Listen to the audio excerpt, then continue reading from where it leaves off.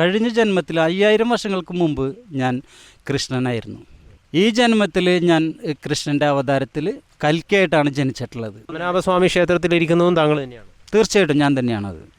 മഹാവിഷ്ണു ഞാൻ തന്നെയാണ്, ശ്രീകൃഷ്ണനും ഞാൻ തന്നെയാണ്, എൻ്റെ ഗുരുവായൂരിലുള്ള ശ്രീകൃഷ്ണനും ഞാൻ തന്നെയാണ്.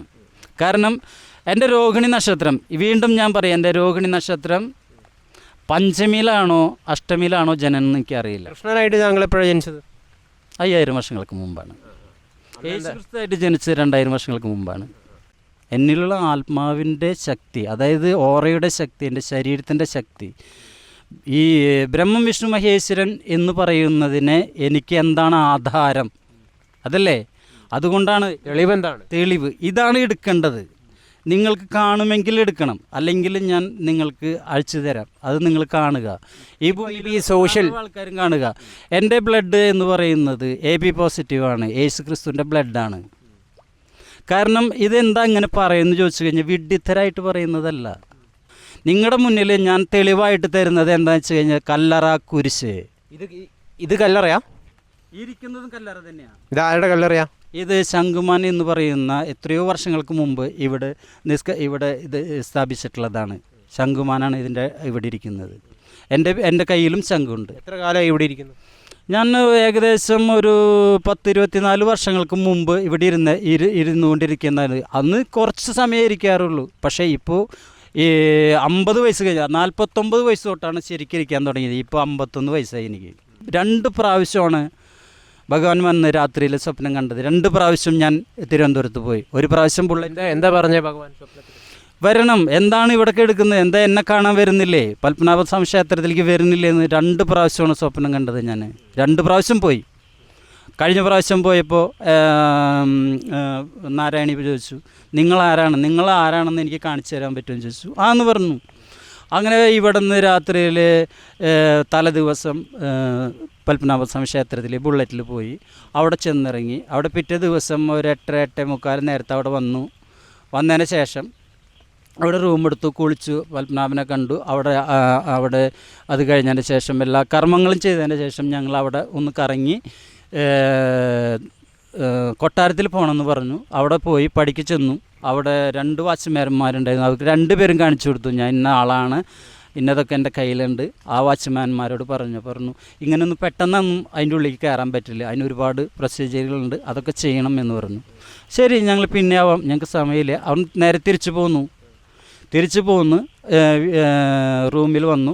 ഞങ്ങൾ കുളിച്ച് ഭക്ഷണമൊക്കെ കഴിച്ച് കുറച്ച് നേരം കിടന്നതിന് ശേഷം രാത്രി 12:15 1923 തോന്നുന്നുണ്ട്. 23 ഈസ്റ്ററിൻ്റെ അന്നാണ് ഞങ്ങളവിടെ എത്തിയത്. രാത്രി 12:15 പെണ്ണെനിറ്റ് പറഞ്ഞു നമുക്ക് പോകണമെന്ന്. അപ്പോൾ അങ്ങനെ കുളിച്ച് ഞങ്ങൾ അവിടെ നിന്ന് ഡ്രസ്സൊക്കെ മാറി അവിടെ നിന്ന് 12:15 പുറത്തേക്ക് ഇറങ്ങുമ്പോൾ ചാവിയൊക്കെ കൊടുത്ത് ഇറങ്ങിയ ഗംഭീര ഇടിവെട്ട് മഴയായിരുന്നു അവിടെ.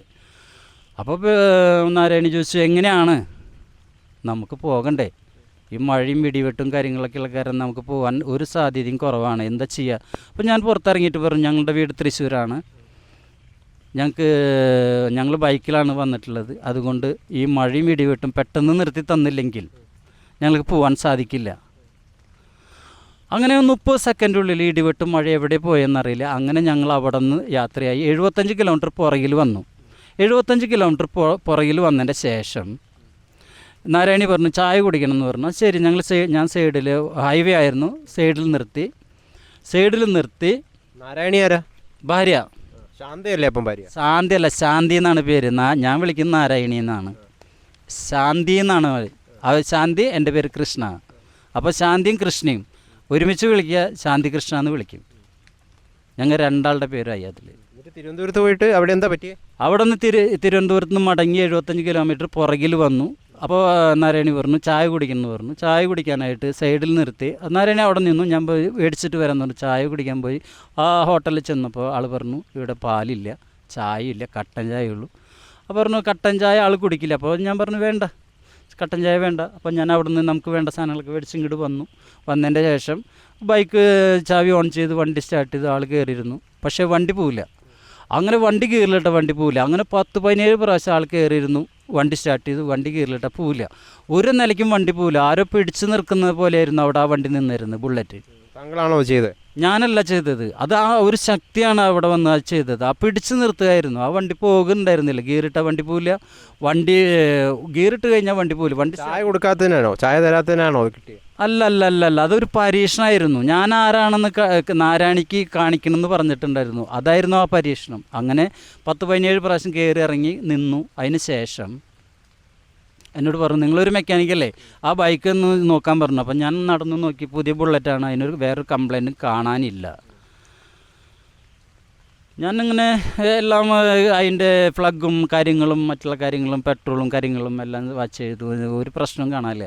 അതൊന്നല്ല ഭഗവാനെ എന്ന് പറഞ്ഞിട്ട് ഞാൻ കിഴക്കേ സൈഡിൽ നിന്ന് പടിഞ്ഞാട്ട് നിന്നിട്ടാണ് പറഞ്ഞത്, ഭഗവാനെ ഇത് മറ്റെന്തോ സംഭവമാണ്, എന്നെ പരീക്ഷിക്കാൻ വേണ്ടിയിട്ടാണല്ലേ എന്ന് പറഞ്ഞ് നോക്കിയപ്പോൾ ഭഗവാന്റെ ഒരു വിഗ്രഹമായിരുന്നു ആ ചുമരുമ കണ്ടത്.